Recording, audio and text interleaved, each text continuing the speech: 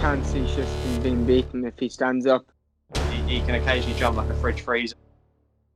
I do think Galvin does look pretty rock solid. I think the horse is back. Goshen. Wow. Wow.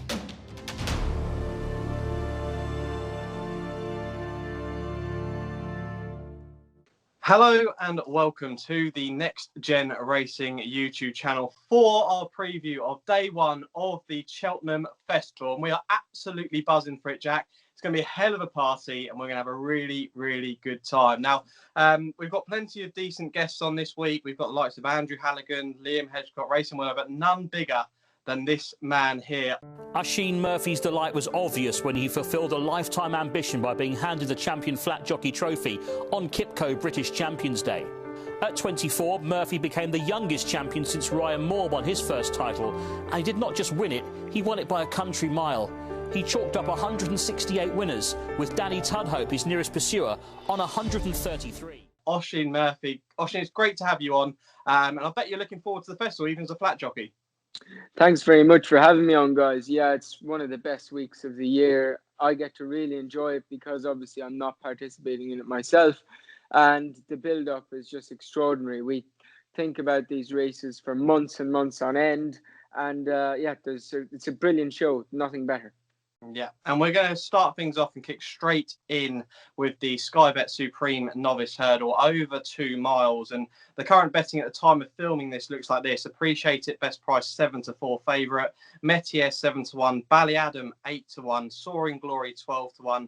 Bob Ollinger won't run here, but it's 20-1 in the betting. Blue Lord, Drill Deal, and the Devil's Coachman are all 20-1 and much bigger the rest. Now, Jack, I'll come to you first. We've got Appreciate It in here, a very short price. You know, he ran one in the bumper last year. Now, do we think that he's too short in the betting for a Supreme like this?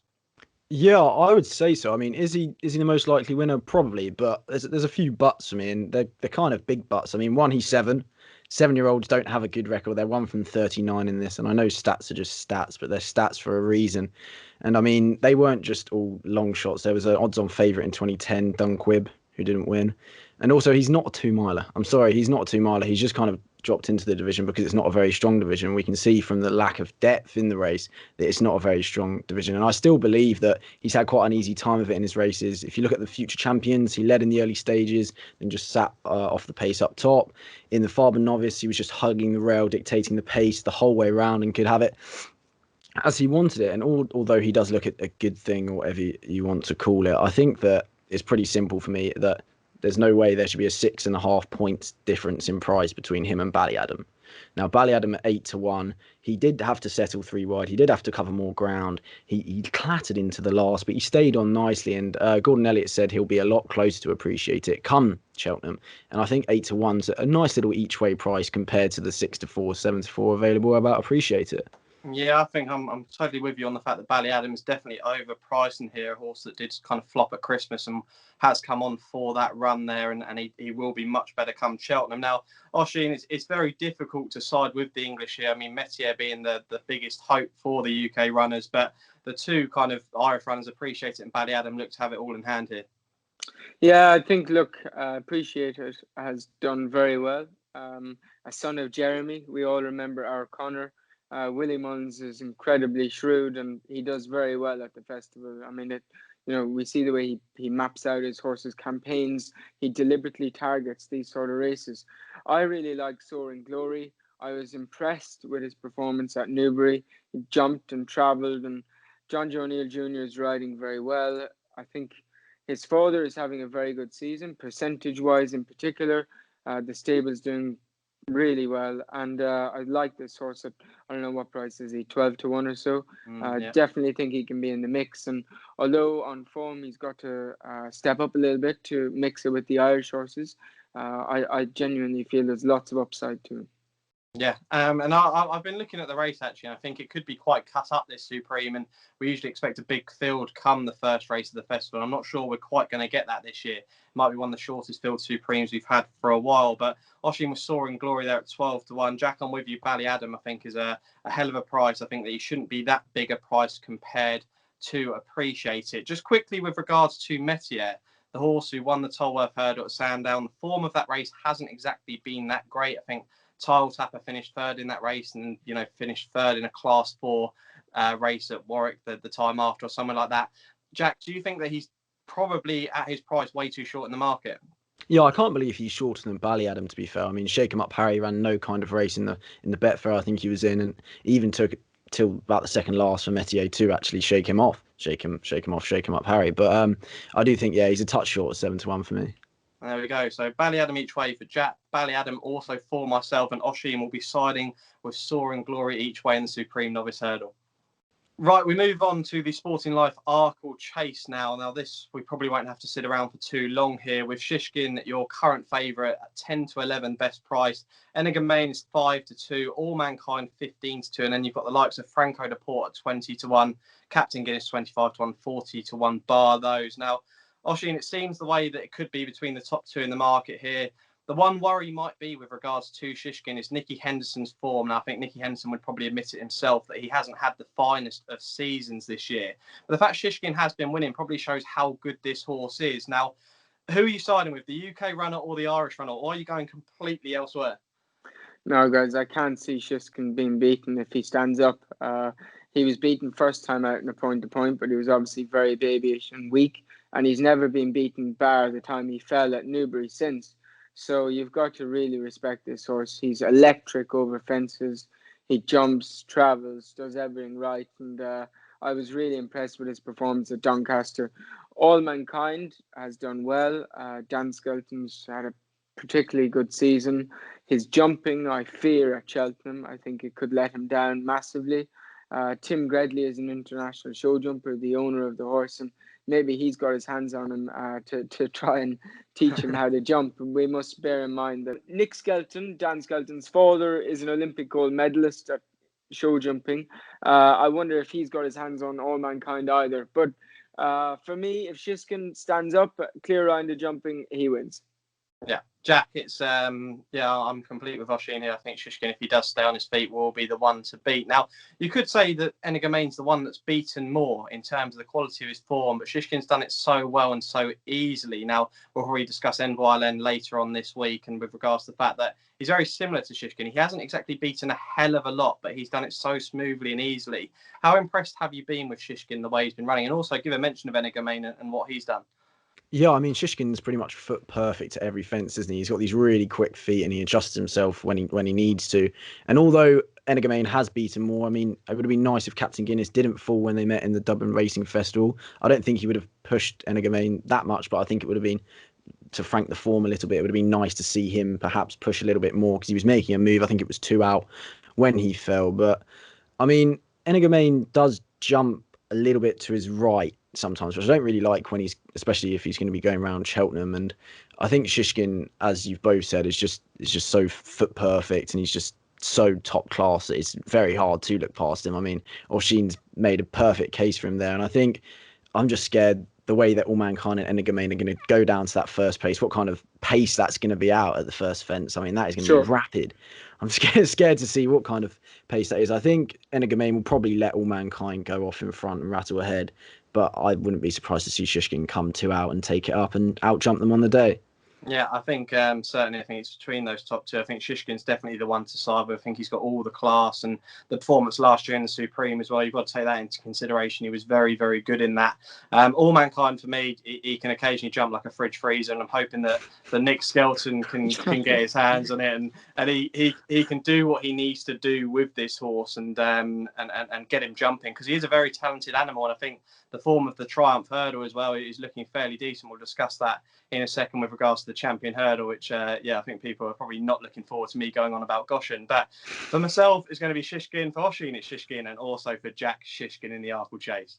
We move on now to the Unibet Champion Hurdle, over 2 miles, a Grade 1, and a really classic affair here. Now, your current betting order at the moment looks like this: Honeysuckle 3-1 favourite, Epatante 7-2, the 2 mares sitting at the top of the betting. Goshen now 4-1 for the Champion Hurdle. Abacadabras is 12-1. Silver Streak 14-1. Sharjah 16s, and then you've got the likes of Aspire Tower, Bouva Dare, and James de Burley around 25-1. Now, everyone knows who follows me on Twitter and also via this YouTube channel that I'm a huge fan of the Gary Moore horse, Goshen. I think he's an absolute weapon. Now, Oisin, I've described this horse when we did our review a few weeks back. We discussed this horse, saying that he's a horse that seems to grind horses down into submission. That's his way of doing things. And he reminds me a lot in terms of the fact, if you're comparing it to the flat, as a horse like Gaiath, who seems to go off in front and just gets horses off the bridle one by one. Now, you rode Kamiko and Deirdre against Gaiath last season. What's it like racing against a horse like Goshen? The intensity is incredible. They can go a really good gallop over a long period of time, and the way you've described is perfectly correct. They take horses out of their comfort zone, and you end up not finishing the race very strongly.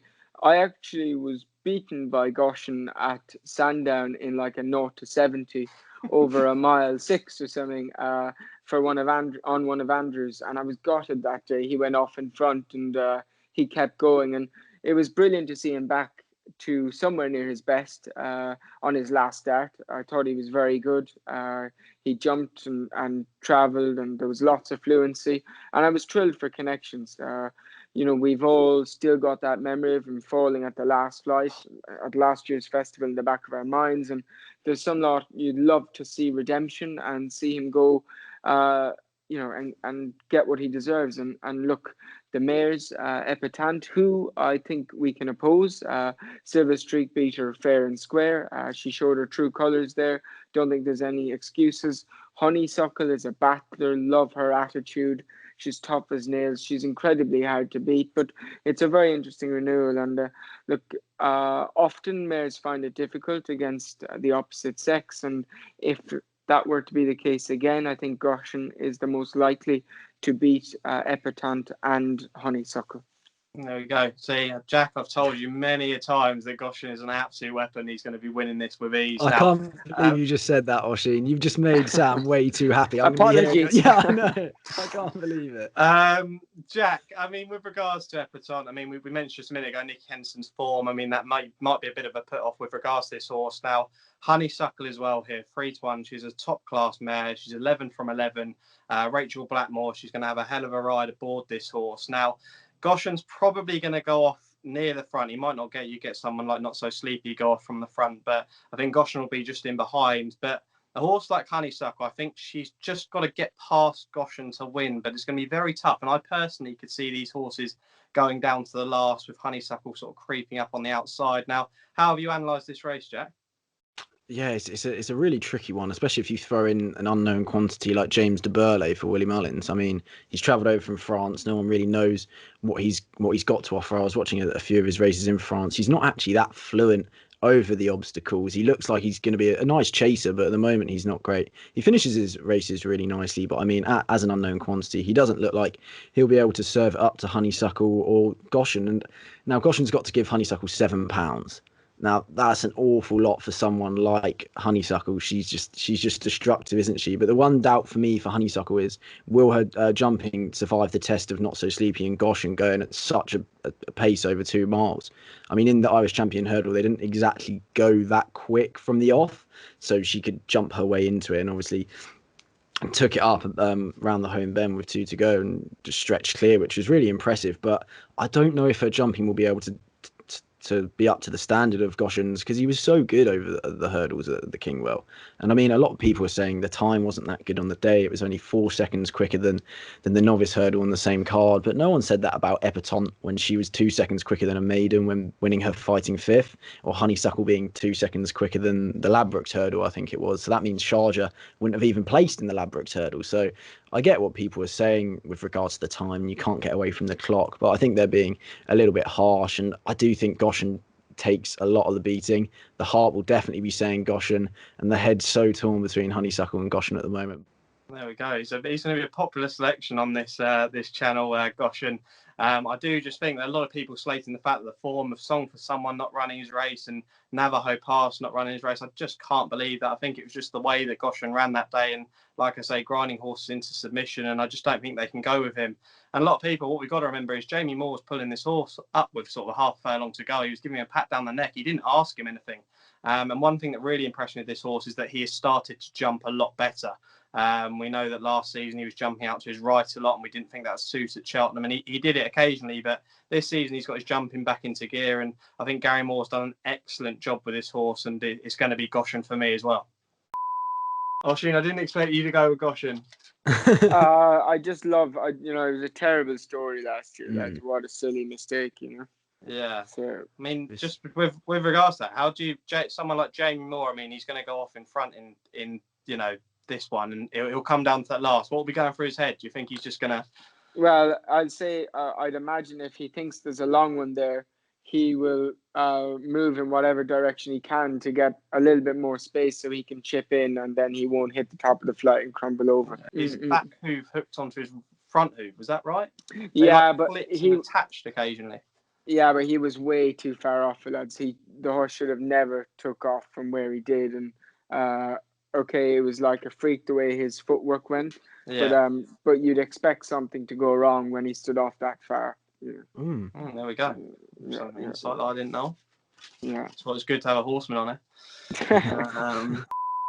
Right, we move on to the Mayor's Hurdle now. A race over 2 mile, 4 furlongs, 2.5 miles. And Concertista is the favourite here, 6-5. Roxana 4-1. Honeysuckle isn't going here, but he's in the betting at 4-1. Dame de Compagnie 9-1.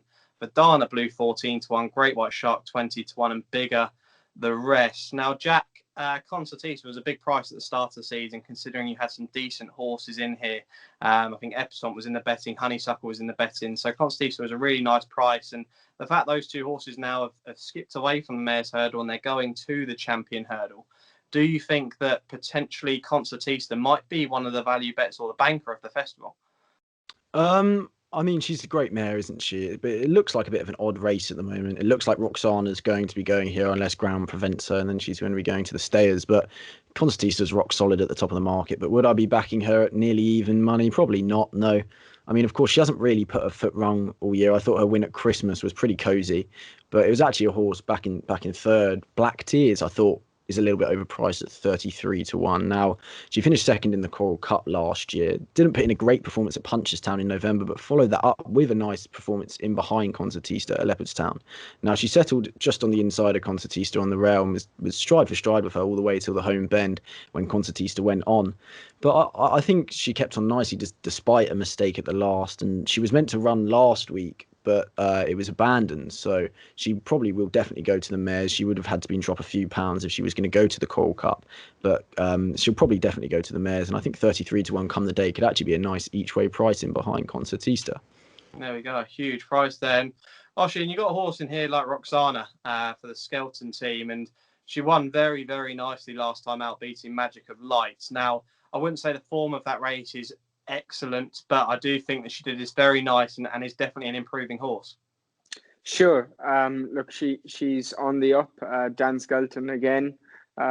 He's having a good time of it. It would be on top of his mind to have a festival winner, and I suppose this is one of his leading chances.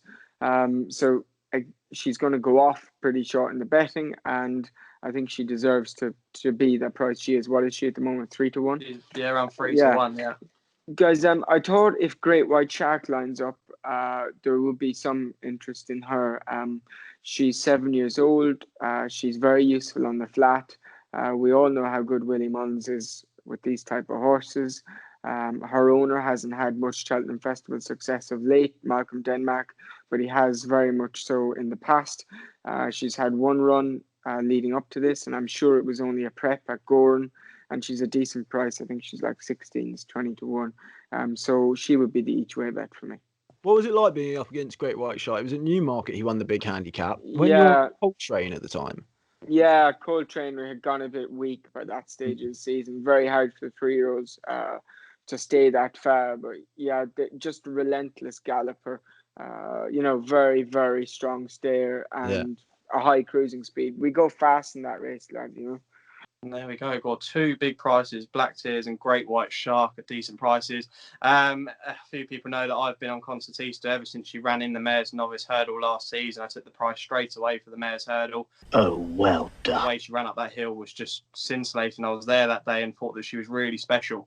And she's been very good this season. And Paul Townend actually gave this horse a really cheeky ride. I think it was 2 rides ago, where he was going into the final furlong, sitting a length behind and just cruised past on the bridle. I think she's very, very talented. And I think Willie Mullins is definitely going to be securing the Mares Hurdle, sorry. And the novice. And the Mares, yeah. Yeah.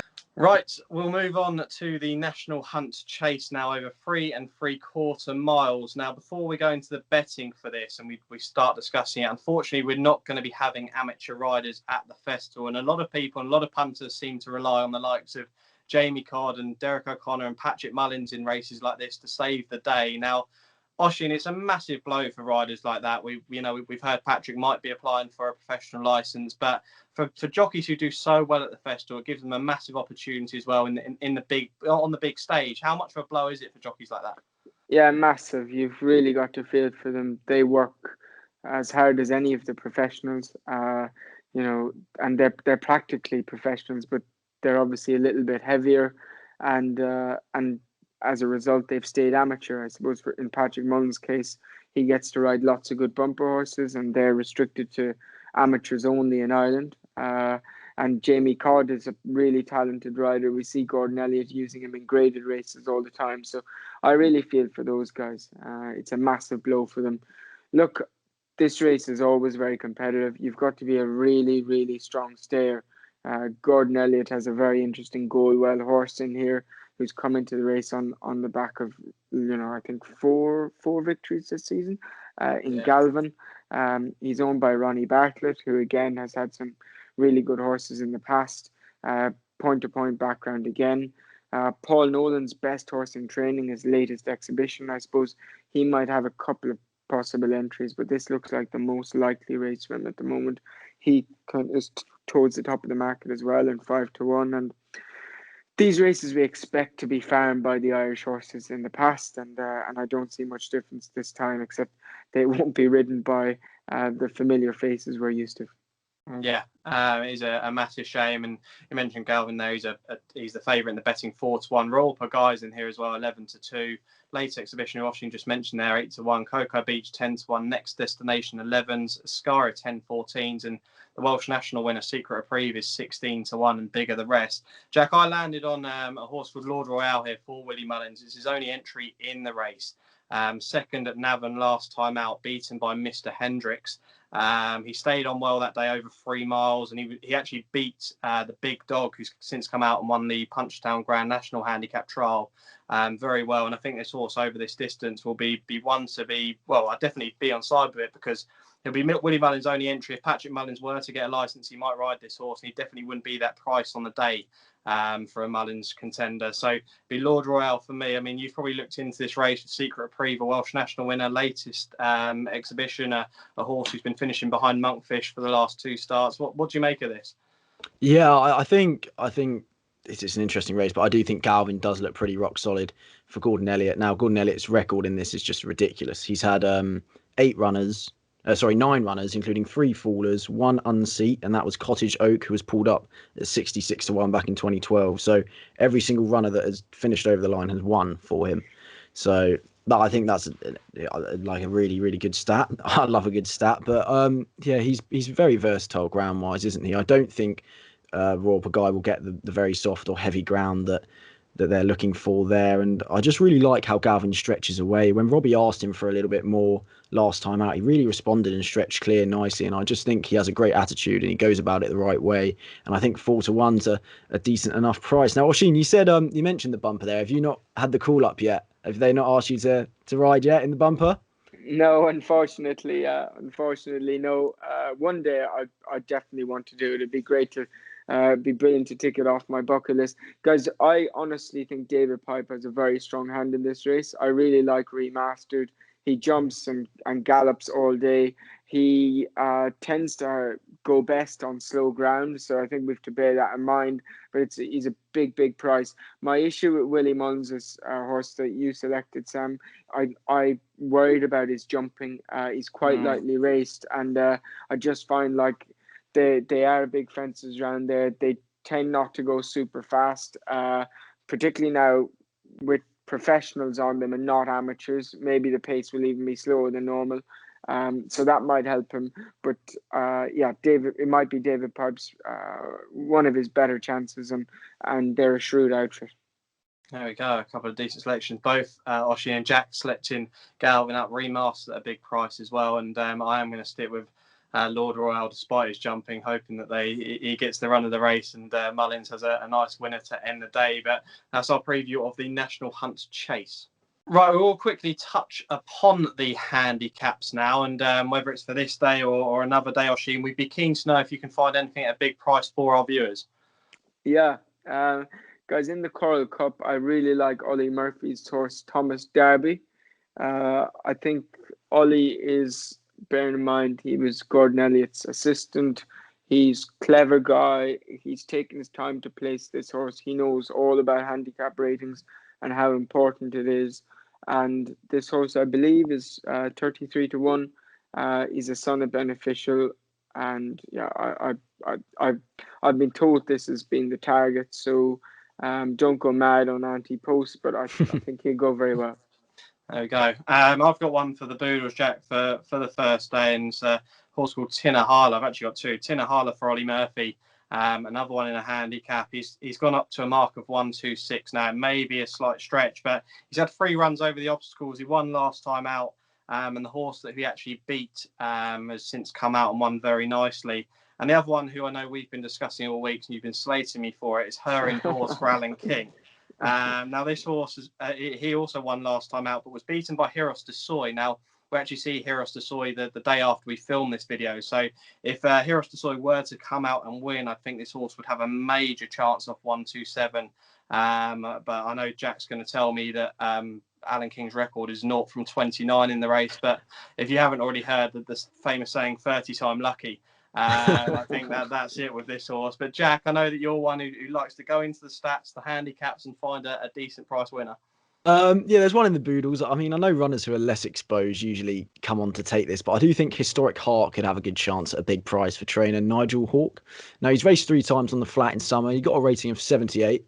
But since switching to hurdling, he's slowly been getting better and better, and now he's up to a rating of 131. Now, he kept on well to notch up a couple of wins last year and was 5th in behind Dufflecoat and Adagio in November.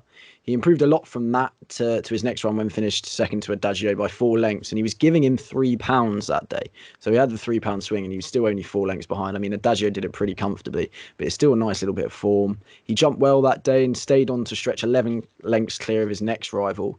And then on his most recent start, finished just in behind the unbeaten filly 5 and 20. Who's going for a grade 1 at Aintree. So it was interesting looking at the time for that to Bareback Jack on the same day, who's 137 rated. He was actually 5 seconds quicker than Bareback Jack. And I know Bareback Jack went off at a bit of a crawl, but I mean, even from the last obstacle to the line, he was actually quicker than Bareback Jack. So I thought that was a pretty good price there, 33 to 1 for the Boodles. And then the Ultima, it's the first time in a while I've had something for the Ultima, but I do quite like Lieutenant Rocco here. He was 16 to 1. I think he's now 10 to 1. But it's the first time that we've seen no one from the Ultima last year come into it this year for a while. Obviously, poor old the conditional, bless him, didn't come into it. Kildesart's out for the season. And he's been cut to 10 to 1, but he was pulled up in the Albert Bartlett last year. Found that a little bit too hot, but he's taken well to fences the further he's gone. We could see that when he won at Chepstow, and then he finished just behind who was it? It was Fusel Raffles, and he was 10 lengths clear of Chantry House. So that was a nice little bit of performance. And from there, he was riding Grade 2 company. He was just in behind Protectorat. So again, a nice performance. And then when he was up to 3 miles at Fosslas, he jumped pretty much foot perfect the whole way around. And when Dal Jacob asked him for a little bit more, he stretched 8 lengths clear after being eased down. He's off 147. I hope he doesn't go for the novice route. I hope he does go for the Ultima. But I think he's a nice little price at 10 to 1 there.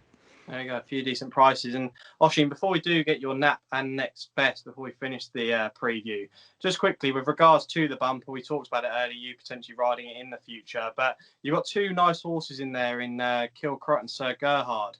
Out of those two, you've probably seen both of their performance. Is there one that you'd fancy over the other, or are you elsewhere in that Well, funnily enough, Racing Post ratings have given Kilcrot the thumbs up.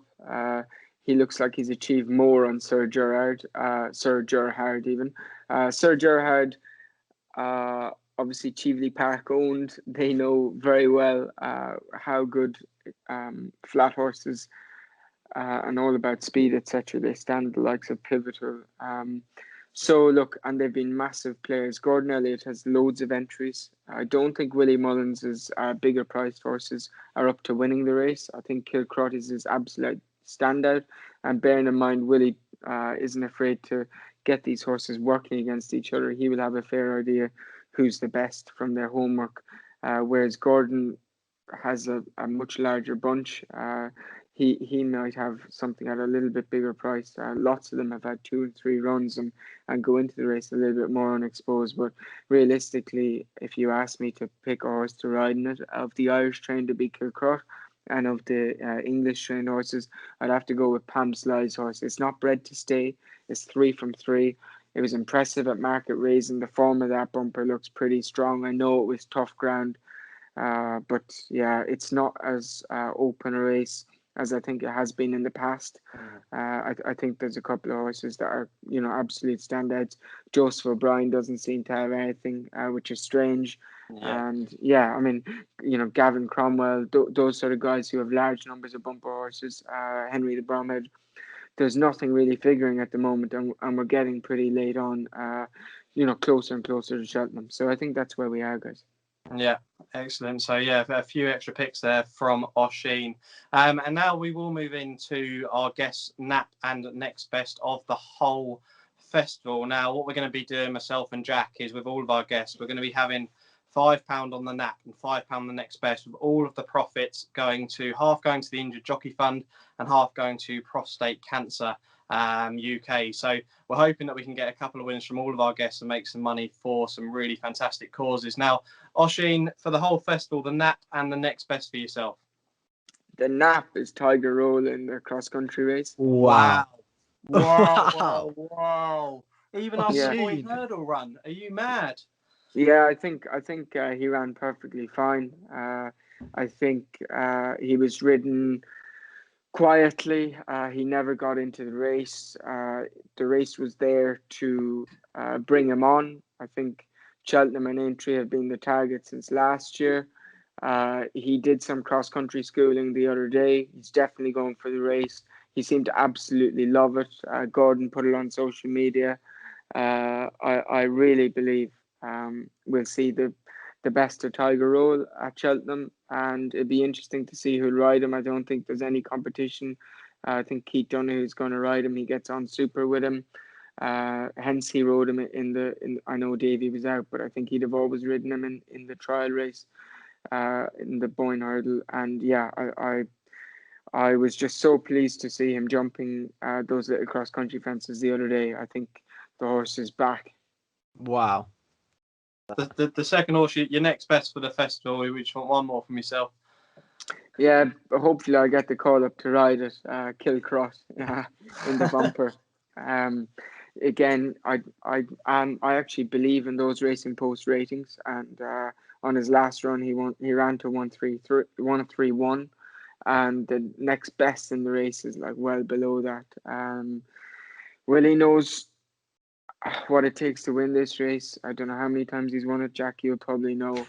And I think the horse is a standout, and he races generously. He doesn't pull.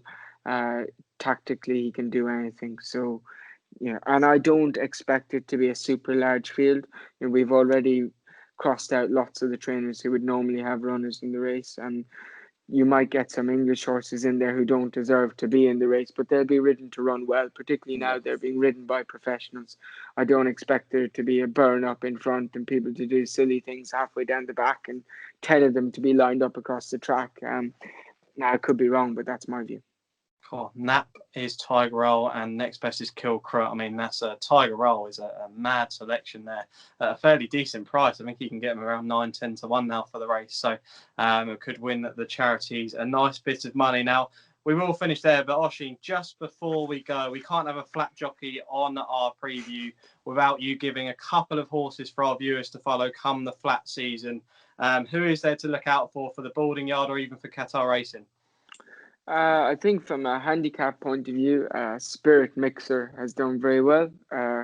He's Dubai Arabian Queen, and obviously he's bred to be very smart. But he's a little bit very babyish, in fact, last year, and he seems to have turned the corner now, and hopefully he can progress through the season. I suppose from a Qatar Racing point of view, again, neither of these horses are going to be group horses, or certainly, they've got a long way to go. But Marine ran pretty disappointingly. He's expensive, see the stars, but he looks really well at the moment, and he's moving super, and he's going to be like a 1.5 mile horse, but he's definitely going to come through the levels, provided he stays in one piece. So I think those two you guys can have plenty of fun with, and hopefully by the end of the season they'll be rated much higher than they are now. Oh, okay. There we go. Some nice horse to follow. Well, that is it for our preview of Day 1, the festival. Thanks as always, Oisin. You're very welcome, guys. Thanks very much for having me on. And guys, what a super 2 charities you've picked to donate to. I think that's absolutely fantastic. And hopefully your bets are lucky. Yeah, hopefully we will be so. And we'll be back tomorrow where we're joined by the Finishing Lines Andrew Halligan for a preview of Day 2 of the festival. Very much looking forward to that. Jack, well, it's going to be a pleasure to have Halligan on. I bet you're looking forward to it. Yeah, definitely looking forward to it, to hear him go on about monkfish as always. Yeah, really looking forward to it. Yeah, and we will see you tomorrow. Thanks for watching.